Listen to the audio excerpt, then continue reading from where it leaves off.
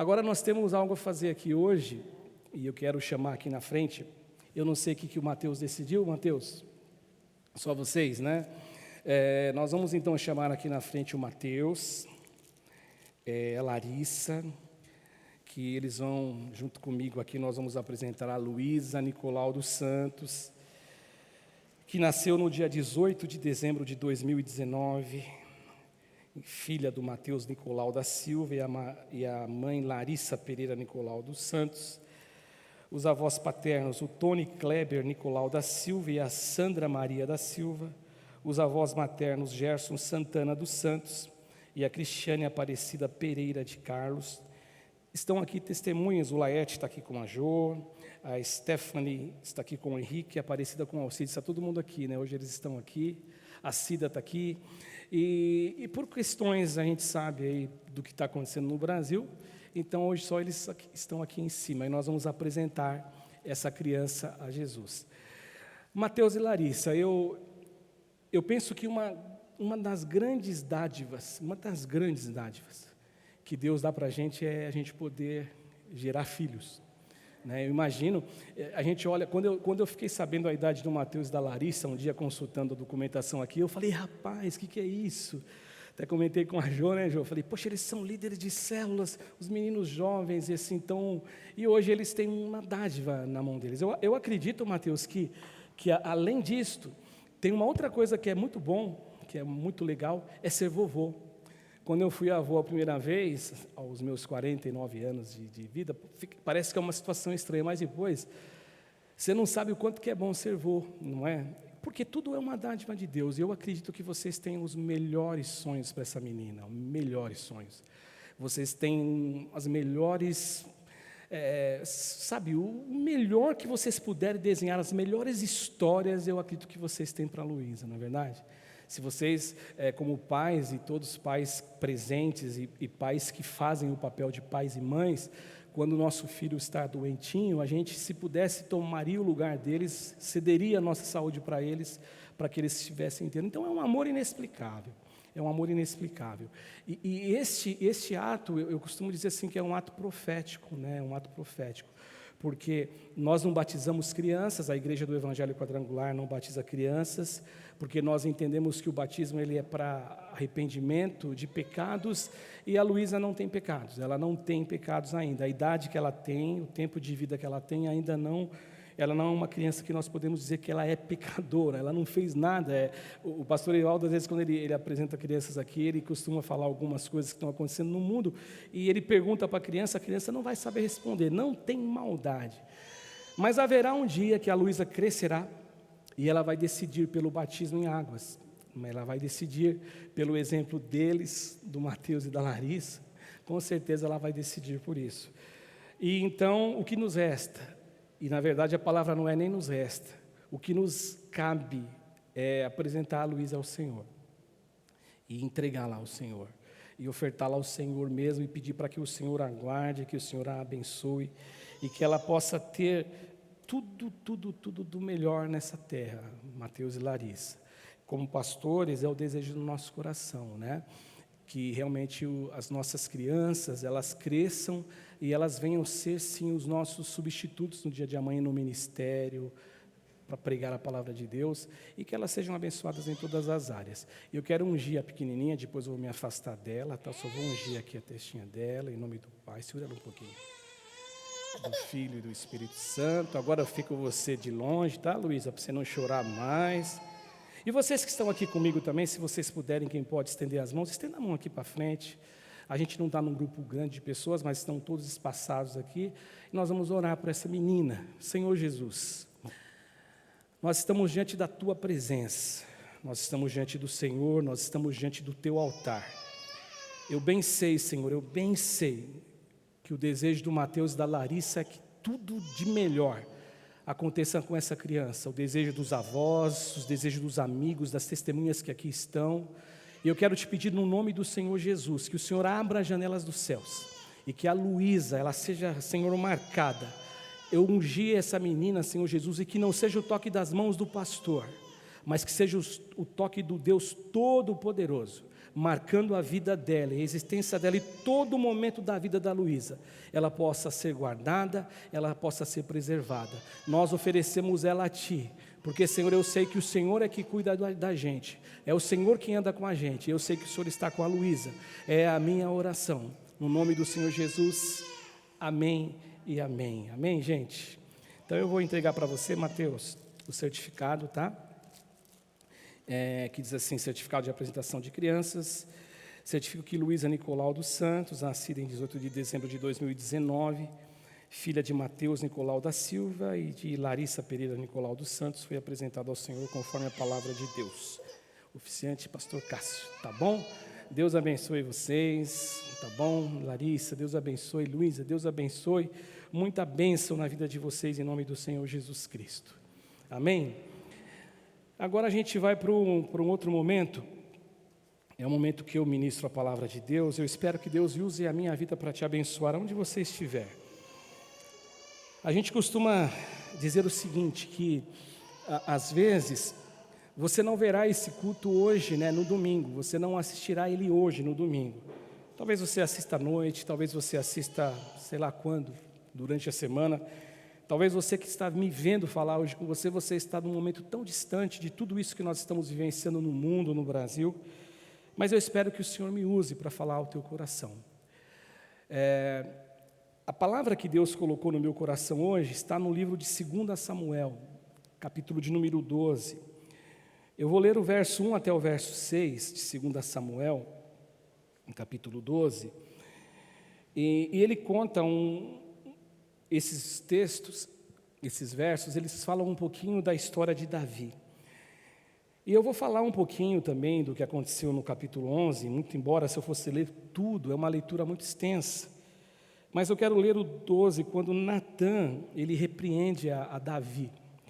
E o texto fala assim: o Senhor enviou Natã a Davi. E chegando Natã a Davi, contou a ele uma parábola, né? Ele disse assim, havia uma cidade, 2 homens, um rico e um outro que era pobre. Tinha o rico ovelhas e gado em grande número, mas o pobre não tinha coisa nenhuma, senão uma cordeirinha, que ele comprara e criara, e que em sua casa crescera, junto com os seus filhos. Comia do seu bocado e do seu copo bebia, dormia nos seus braços, e ele a tinha como filha. Vindo um viajante ao homem rico, não quis este tomar das suas ovelhas de gado, para dar de comer ao viajante que viera a ele, mas tomou a cordeirinha do homem pobre e preparou para o homem que lhe havia chegado. Então o furor de Davi se acendeu sobremaneira contra aquele homem. E ele disse a Natã: tão certo como vive o Senhor, o homem que fez isso, ele deve ser morto, e pela cordeirinha restituirá 4 vezes, porque fez tal coisa e porque não se compadeceu. Eu vou ler até o 9, tá bom? Então disse Natã a Davi: tu és o homem, assim diz o Senhor, Deus de Israel, eu te ungi rei sobre Israel, eu te livrei das mãos de Saul, eu dei-te a casa de teu senhor e as mulheres de teu senhor em teus braços, e também te dei a casa de Israel e de Judá. Se isto fora pouco, eu teria acrescentado tais e tais coisas. E aí no verso 9, que é o último que eu vou ler, ele fala assim: por que, pois, desprezastes a palavra do Senhor, fazendo o que era mal perante ele? Por que você desprezou?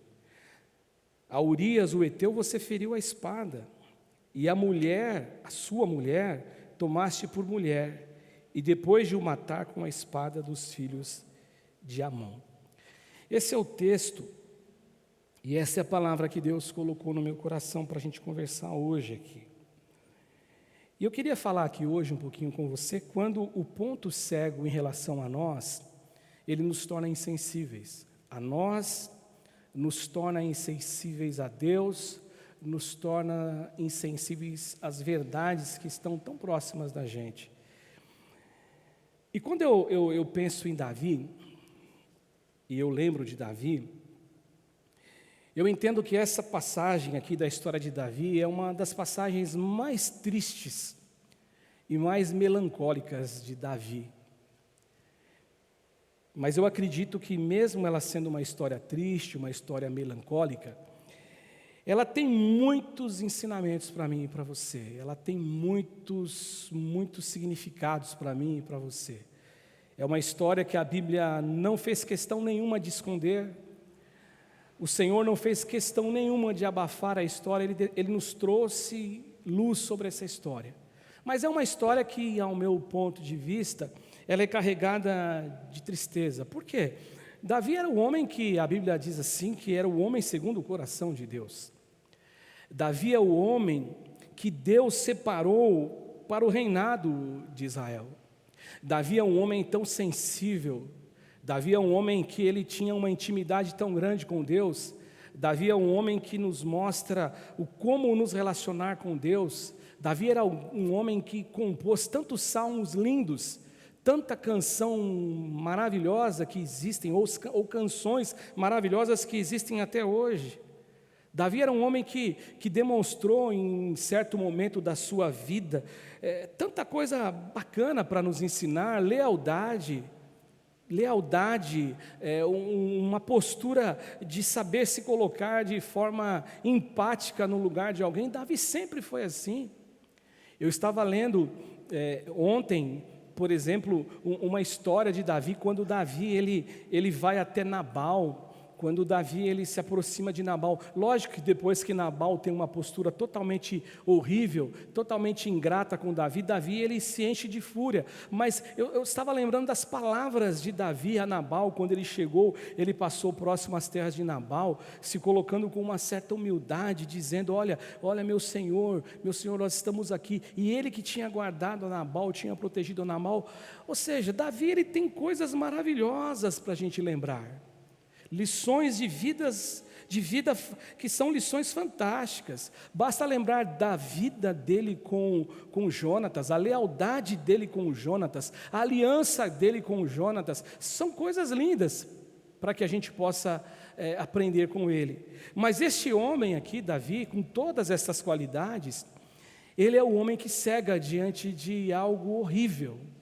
Ele é o homem que cega diante de fatos gritantes e ofensivos a Deus.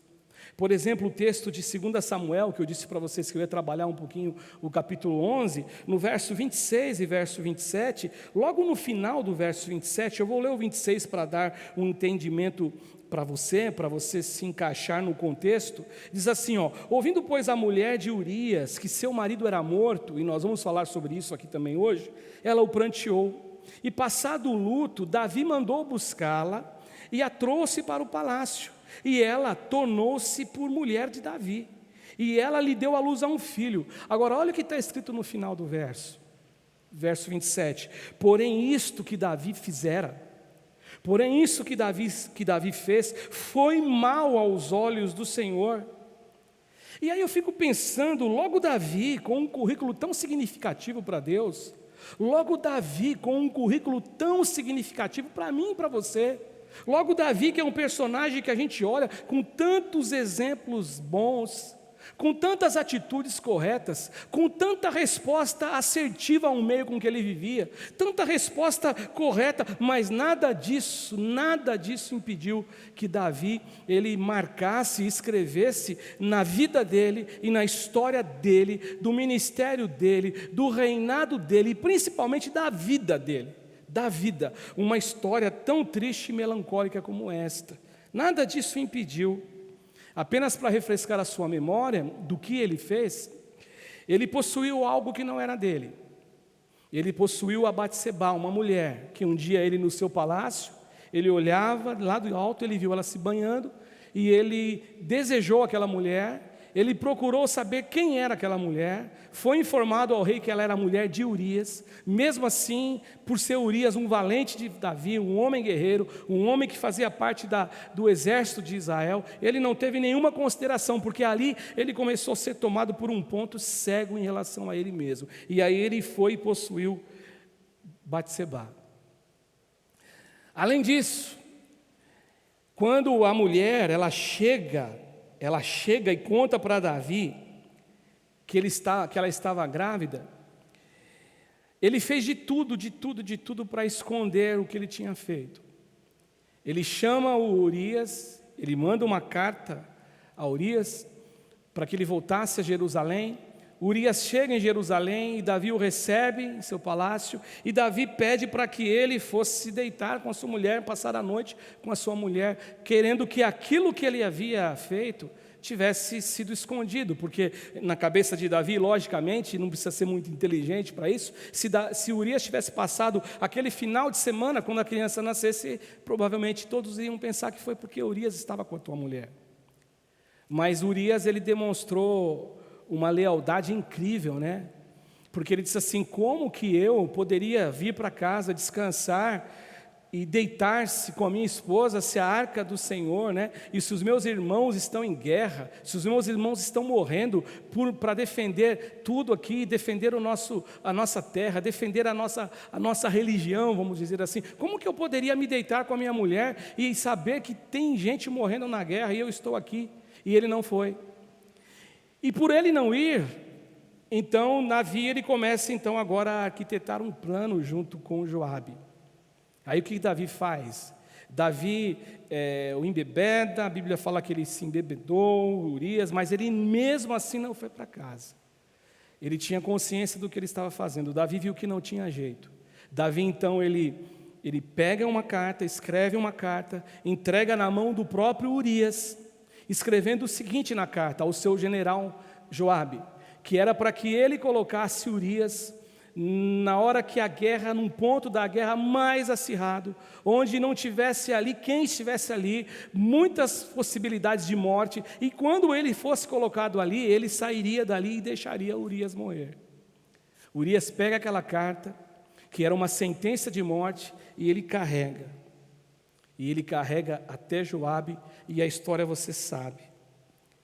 Agora, sabe o que me chama a atenção? Só para te pontuar por que aconteceu isso com Natã. Por que Deus levantou o profeta Natã, contou aquela parábola, e quando Davi se ira dizendo: esse homem tem que morrer, esse homem tem que restituir 4 vezes o que ele roubou do homem pobre. E aí o profeta fala: você que é esse homem?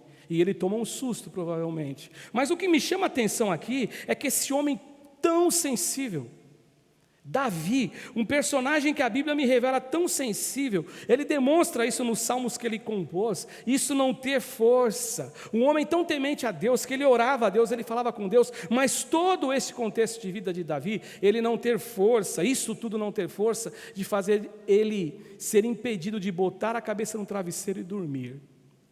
Eu não sei quanto a você, o que você pensa disso? Mas para mim, um homem que comete um adultério, um homem que comete um assassinato, não só de Urias, porque outras pessoas morreram junto com Urias, a Bíblia revela, morreram outros homens do exército de Davi, e ainda ele consegue deitar a cabeça no travesseiro e dormir. Nada disso afetou Davi, nada disso afetou Davi. Nada disso. E aquele homem que no passado, ele é um homem tão presente com Deus, tão sensível a Deus, um homem que ele teve posturas maravilhosas, agora então ele começa a se afastar de Deus. Ele começa a mudar de Deus, mudar a opinião que ele tem em relação a Deus. Ele começa a ficar distante de Deus. E aí eu começo a entender que Davi está sendo acometido por uma doença. A doença do ponto cego em relação a si mesmo. Ele não consegue enxergar. Ele não conseguiu enxergar. E com relação a isso também, em relação à nossa realidade, também nós podemos ser acometidos por isso. E quando nós somos acometidos por isso, e eu não estou dizendo aqui da gente matar alguém, da gente adulterar, eu não estou dizendo isso, mas nós podemos sim ser acometidos por isso, como aconteceu com Davi. E eu vejo que algumas coisas acontecem com a gente, que são lições. Eu destaquei 4 lições hoje, e eu quero falar as lições de modo rápido. A primeira lição que eu vejo quando nós somos tomados por este problema, o ponto cego, eu não me enxergo mais. O ponto cego você sabe o que é, né? Você que é motorista, você que dirige um carro, você que dirige até carros maiores. Ponto cego, você está lá, o cara lá está do teu lado, mas você não vê. Ele aparece do lado, você fala: da onde que surgiu esse cara? Ele estava lá o tempo todo, mas você não via. E quando acontece isso com relação a gente, é a mesma coisa que Davi. O pecado estava lá todos os dias com ele. Todos os dias o pecado estava lá do lado dele. Todos os dias tudo aquilo que ele fez era para ser relembrado por Davi, mas isso não aconteceu. Porque Davi foi acometido por um ponto cego. E quando nós somos acometidos por um ponto cego, a gente, em primeiro lugar, a gente não enxerga mais a necessidade de buscarmos a Deus como antes, quando nós o conhecemos. Nós vamos sendo tomados por essa doença de ponto cego, nós não nos enxergamos. Aliás, a gente só enxerga a perfeição na gente. E isso vai tirando da gente aquela capacidade de se humilhar diante de Deus, de buscar a Deus. O texto que eu marquei aqui, está em 2 Samuel 11:1, diz assim: decorrido um ano, no tempo em que os reis costumavam sair para a guerra, enviou Davi a Joabe e seus servos com ele a todo Israel. E todo Israel, que destruíram os filhos de Amon e sitiaram a Rabá. Porém, Davi ficou em Jerusalém. Eu quero fazer uma analogia aqui, uma aplicação, que aqui Davi, eu já ouvi uma vez o pastor Ivaldo pregar aqui esse texto, aliás, lá na Valentim Dalcheco, que a maneira que o pastor Ivaldo conduziu, ele falava sobre que o rei tinha que estar na guerra. Já ouvi alguns comentários que não, que Davi chegou num estágio que ele não precisava mais estar na guerra. Ele era rei de Israel, mas o fato é que os reis guerreavam, mas Davi ele tinha toda a confiança em seu general Joabe. Ele sabia que ele poderia vencer a guerra para ele. Mas enfim, eu quero fazer a aplicação da questão de nós, eu e você hoje, no século que nós vivemos, no ano que nós vivemos, nós como crentes em Jesus, independentemente de ser pastor, independentemente de ser alguma coisa, não, eu estou falando de cristão, nós temos uma vida com Deus, independente de cargo, independente de posto, nós vamos nos esquecendo, e nós esquecemos de algo fundamental, que nós precisamos de Deus hoje, amanhã, depois da manhã, o mês que vem, em todos os dias nós precisamos de Deus. Ou seja, eu preciso de Deus sempre, eu preciso da companhia de Deus sempre, eu preciso do poder de Deus sempre, eu preciso que Deus esteja me abençoando sempre, eu preciso que a graça de Deus me envolva sempre, eu preciso que o Senhor me abrace sempre. Não é só para o ontem, não é só para o hoje, não é sempre. Hoje vai ser o ontem, amanhã, hoje é ontem, quer dizer, eu preciso de Deus sempre então, eu preciso de Deus no presente. Eu precisei de Deus no passado, eu vou precisar de Deus no futuro. Agora, olha que interessante, os reis foram para a guerra, Davi não foi. E essa aplicação, a nossa vida é uma guerra constante. Ou você acha que aquilo que Paulo fala é uma invenção da cabeça dele? Quando ele fala que a nossa luta não é contra a carne, a nossa luta não é contra o sangue, a nossa luta ela é travada nas regiões celestiais. A nossa luta ela acontece todos os dias. Se nós pudéssemos ver, nós jamais baixaríamos a guarda. Eu não sei se você já leu aquele livro, são 2 livros, é um romance, eu não lembro quem é o autor, que fala O Mundo Tenebroso. Eu não sei se vocês que aqui estão também conhecem esse livro, mas esse livro, O Mundo Tenebroso, ele conta de uma maneira assim, bem romântica o que acontece. Então tem os personagens humanos, tem os personagens angelicais, e ele mostra todo o trama que acontece na terra e o trama que acontece no céu. Se nós pudéssemos observar, nós veríamos que nós estamos em guerra o tempo inteiro. Existe algo espiritual tentando roubar de nós a capacidade de pensar, de sentir Deus, de sentir a vida como Deus gostaria que nós sentíssemos. Agora, eu preciso dessa força sempre, eu preciso estar preparado sempre. Agora, essa força não vem do Cássio, essa força não vem de você. Essa força, se a gente olhar para a nossa força, nós não fazemos nada. Como Davi não saiu para a guerra, quantas vezes nós também não saímos para a guerra? Quantas vezes nós negligenciamos a nossa vida de oração? Quantas vezes nós negligenciamos a nossa vida de jejum? Quantas vezes? Mas isso não é por mal. É isso que eu quero chamar a tua atenção, porque eu estou dizendo de ponto cego. Ponto cego é o que você não vê. Não é por mal, eu não estou dizendo de hipocrisia aqui, eu não estou fazendo hoje uma alusão ou fazendo uma analogia de alguém que é hipócrita, que Jesus viveu na época dele com os religiosos. Eu estou falando de ponto cego. É como eu dei o exemplo do automóvel, está do teu lado, a moto está do teu lado, você não viu, você causa um acidente porque você não estava vendo ele estava num lugar que você não enxergava. Isso não é por mal, porque a gente acha que está bem, a gente acha que está preparado. A gente acha que está tudo certo, até nós buscamos a Deus, mas não buscamos como era no início. Ou seja, a guerra já não é mais igual, você se sente poderoso, você se sente capaz, mas eu quero dizer para você em nome de Jesus, eu tenho que buscar Deus hoje, amanhã e sempre todos os dias, senão a gente não suporta. A nossa guerra, a nossa luta é muito pesada, O nosso adversário ele é poderoso e ele pode nos destruir, mas quando nós estamos em Deus, nós o vencemos, nós o resistimos. É isso que Tiago diz, né? Resistir ao diabo, sujeite-se a Deus, resista ao diabo, ele vai fugir de você. Eu preciso estar guerreando. Uma outra coisa que acontece, uma segunda lição do ponto cego em relação a nós, é que nós não percebemos o quanto nós ficamos suscetíveis aos erros. Eu fico muito mais frágil a cometer os erros, porque eu não estou mais vivendo essa vida de oração, de dedicação, de guerra. O texto no capítulo 11, no verso 2, fala assim, primeiro disse que ele estava no palácio, né? Ele não foi para a guerra, os reis estavam na guerra e Davi estava no palácio. E aí o texto fala assim, que uma tarde levantou-se Davi. Davi é que nem alguns que eu estou conhecendo hoje na pandemia, que acordam 2 horas da tarde, 3 da tarde. Davi não estava em pandemia, mas ele levantou-se à tarde e do seu leito, e ele andava passeando pela casa real, e aí ele viu uma mulher que estava tomando banho. Ela era muito formosa. No caso de Davi aqui, é uma mulher que estava se banhando. Ele desejou, fez o que não era para fazer, possuiu o que não era para ele possuir, mas isso aconteceu, sabe por quê? Porque ele não deveria estar ali. É o exemplo e a aplicação que o pastor Ivaldo fez alguns anos atrás. Ele tinha que estar na guerra. Ele tinha que estar em guerra, lutando. Fazendo uma analogia, eu devia estar em oração.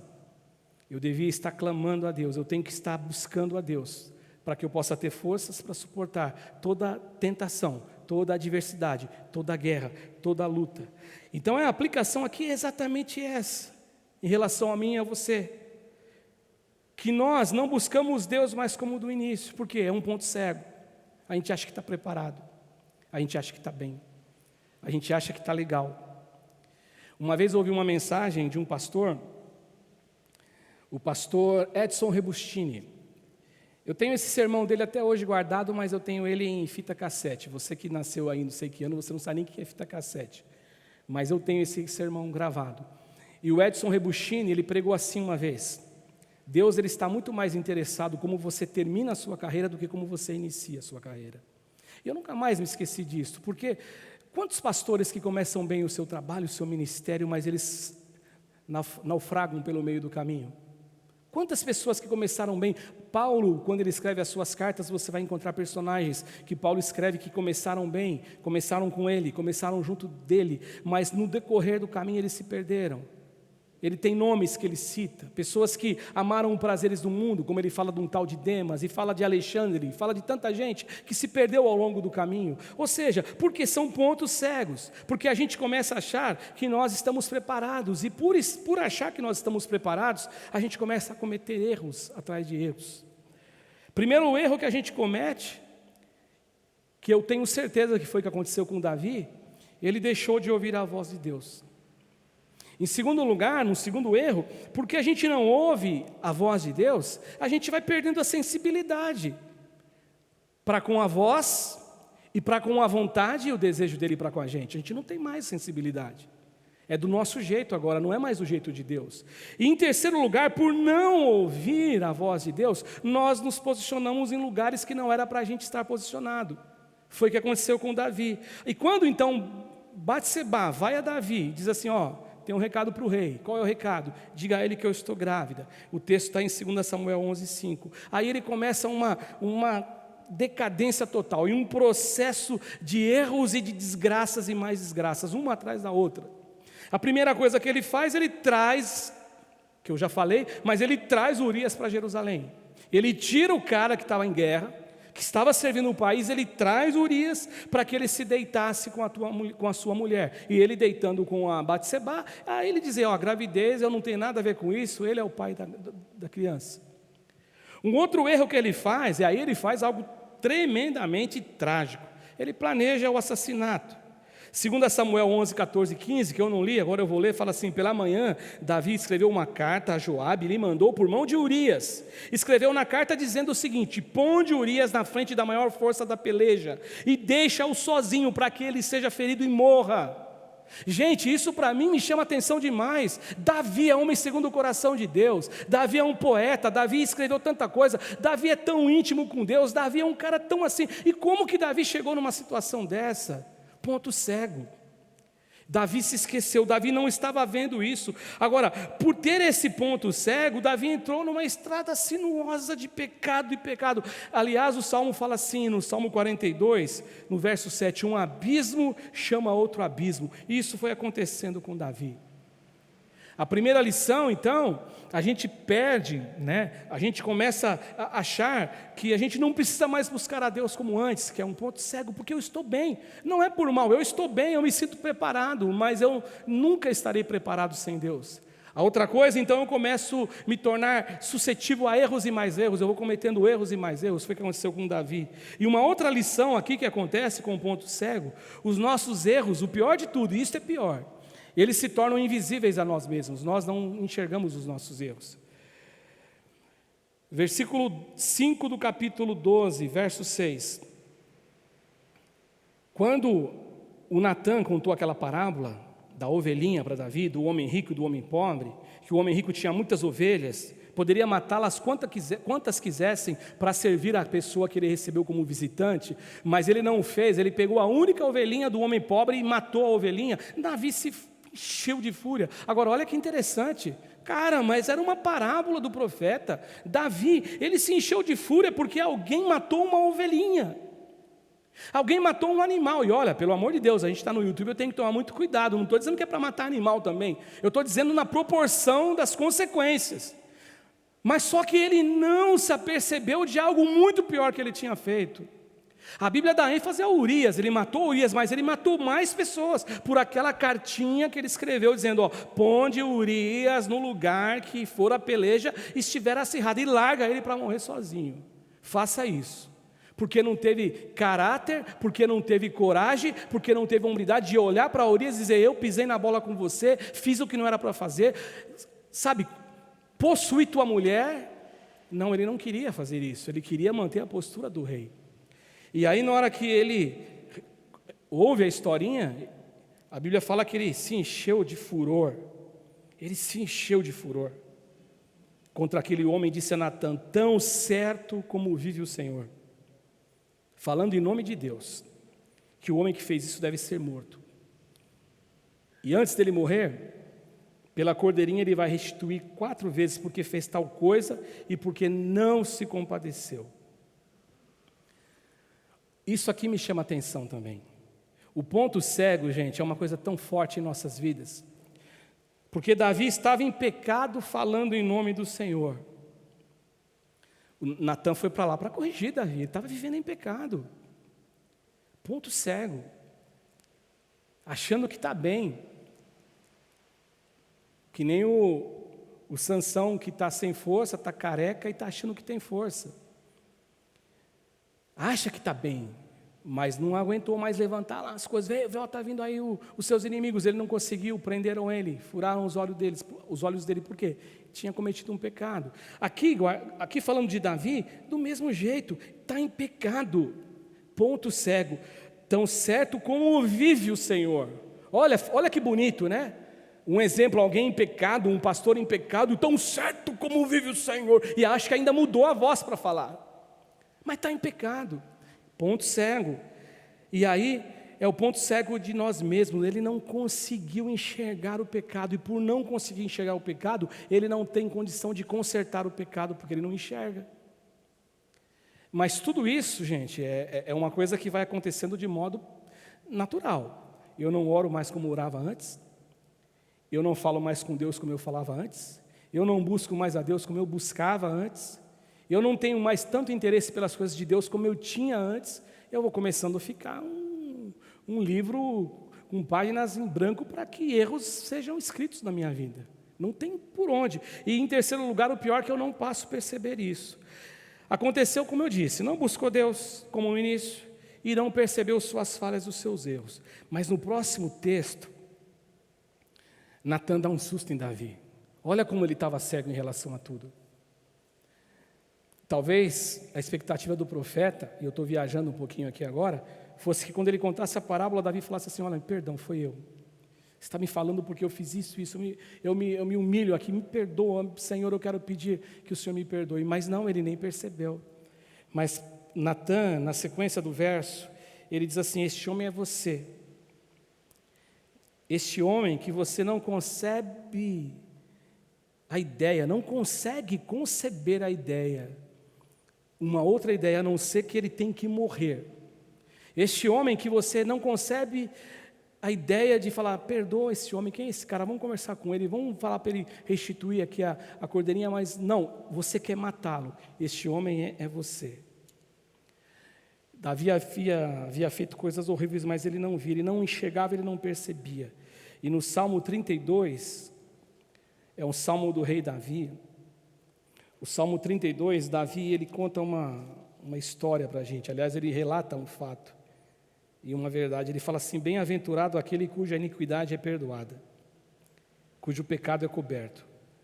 Bem-aventurado o homem a quem o Senhor não atribui iniquidade, em cujo espírito não há dolo, não há culpa. E aí ele começa a descrever a história dele. Enquanto eu calei os meus pecados, envelheceram os meus ossos, pelos meus constantes gemidos por todo dia, porque a tua mão pesava de dia e noite sobre mim, e o meu vigor ele foi se tornando em sequidão de estio, mas ele não percebia. Ele precisou ser acordado, alguém precisou tirar ele daquele êxtase, daquela coisa que ele estava. Parece que ele estava enfeitiçado, aquele feitiço. E aí no verso 5 ele fala: confessei-te o meu pecado e a minha iniquidade não mais ocultei. E disse ao Senhor: confessarei ao Senhor as minhas transgressões, e tu perdoastes a maldade do meu pecado. E por último, quando a gente é cometido por um ponto cego, Natan também explica para a gente, nós passamos a desprezar a palavra de Deus. Nós desprezamos a palavra de Deus. Porque aí ele pergunta no verso 9, né? Por que, pois, desprezastes a palavra do Senhor, fazendo o mal o que era perante Ele? Ou seja, existe palavra de Deus para tudo, para mim e para você, para as nossas decisões. Tem a palavra de Deus para nos guiar, tem a verdade de Deus, tem a vontade de Deus. Você feriu a Urias, a espada, sua mulher você tomou por mulher, depois de matar a Urias pela espada dos filhos de Amon. Alguém diria: poxa, mas não foi ele que pegou o gatilho e deu um tiro, ou a espada, e colocou no ventre de Urias. Mas por que Deus atribui a ele? Porque foi ele que planejou. Ele só não executou, ele é responsável igual. E eu fico pensando, né, em Davi. Como que Davi chegou a esse ponto? Davi não era mau. Gente, Davi não era um homem mau. Davi não era um cara, um assassino em série, não. Davi era um homem bom. Ele é um homem segundo o coração de Deus. Logo Davi, um cara tão empático ao rei Saul, que não matou Saul, e pelo contrário, ele disse assim: eu não vou colocar as mãos no ungido de Deus. Olha como esse homem ele vai mudando, ele vai se transformando. Mas agora ele engravida a mulher do Urias. Agora ele, numa covardia de tentar esconder o ato, ele tem que arquitetar a morte de alguém. Ou seja, ele vai entrando em uma situação muito complicada. E ele depois de fazer tudo isso, o que mais me assusta é que ele deita e ele dorme, e ele come, e ele bebe, como se nada tivesse acontecido. Mas a fala de Natan para mim é reveladora. Por isso que hoje o Senhor me colocou essa questão do ponto cego, porque é um ponto cego. Quando Davi fala com ele, existe um ponto cego. Olha, o homem fez isso, mas esse homem tem que morrer, esse homem é você. É aí que ele acorda. Um ponto cego. Mas tudo aconteceu por uma coisa, e Davi revela também. Natan revela, desculpa. A palavra de Natan é reveladora. É uma pergunta, que nem a gente sempre fala aqui, né? É uma pergunta que tem resposta. Ele pergunta assim: por que você desprezou a palavra do Senhor? Toda vez, preste atenção no que eu vou te dizer, que você desprezar a palavra do Senhor, você vai ter problemas, toda vez. Ah, pastor, eu estou desprezando a palavra de Deus e não está me acontecendo nada, mas vai acontecer um dia. Eu costumo pensar, eu tenho um modo de pensar, tem gente que faz um monte de coisa errada e nunca ninguém descobre, e ele se acha o máximo. Eu costumo dizer que esse cara está tão longe de Deus, está muito, muito, muito, muito longe de Deus, mas muito, muito, muito, muito, muito. Sabe por quê? Porque nem Deus está trazendo à luz o que ele faz para ele se arrepender. Deus deixou ele ao próprio destino, como diz Paulo aos Romanos, que Deus entregou eles às vaidades, aos desejos deles, quando você lê o capítulo 1 de Romanos. Agora, quando você faz alguma coisa como Davi, e Deus ele vem e traz a luz, e vem e todo mundo fica sabendo, aí é porque ainda existe a misericórdia de Deus, é o contrário, né? Mas eu quero dizer para você, toda vez, escuta o que eu estou te dizendo, toda vez que eu e você, se a gente desprezar a palavra de Deus, nós vamos ter problemas. E aí então o que aconteceu aqui? Ele desprezou primeiro Deus, segundo a palavra, e tudo isso tem consequências devastadoras para a gente. E aí eu concluo, gente, dizendo o seguinte: eu acredito que existe uma razão para essa história chegar a mim e a você hoje, e a nós há tanto tempo, né? Hoje que eu estou pregando. Porque para mim ela serve como um alerta.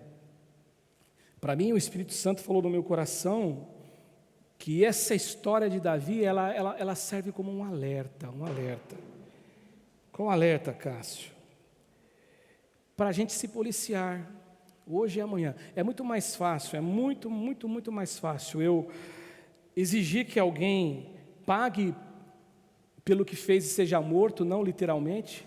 É muito mais fácil eu exigir que a pessoa pague do que enxergar aquilo que eu causei a alguém.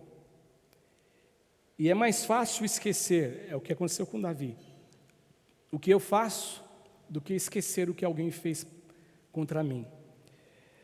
Então a minha oração hoje, gente, é que o Espírito Santo de Deus nos corrija, que o Espírito Santo de Deus nos revele os pontos cegos da minha vida. Senhor, revela o ponto cego na minha vida, porque eu posso corrigir, porque se Ele me revelar o ponto cego na minha existência, eu posso corrigir, eu posso tentar tomar uma outra direção, eu posso me tornar sensível à voz de Deus de novo, mas eu preciso de Deus para que isso aconteça, só Deus pode me revelar. E aí eu deixo por último um salmo que é dele também, de Davi, que é um salmo que você conhece tão bem, que você canta aqui com a gente, quando Davi no Salmo 139, ele traz luz para a gente sobre a possibilidade dele vivenciar um ponto cego, ou de ter vivido um ponto cego, e ele pede: Deus, me corrige do ponto cego. E ele fala assim no Salmo 139, verso 23, sonda-me, ó Deus, e conhece o meu coração. Ele está pedindo: Deus, faça um exame em mim, todos os dias, sonda-me mesmo. Prova-me e conhece os meus pensamentos, e vê se há em mim algum caminho mau, e guia-me pelo caminho eterno. Essa é a palavra de Davi quanto ao ponto cego. Sonda-me, ó Deus, conhece o meu coração, prova os meus caminhos, prova os meus pensamentos, vê se há em mim algum caminho mau. Que eu me aproxime de Deus sempre, sempre, sempre, sempre, porque o ponto cego é algo que eu não vejo, não é por mal, mas eu não enxergo. Que o Senhor nos ajude a enxergar os nossos pontos cegos todos os dias, hoje, amanhã e sempre, em nome de Jesus.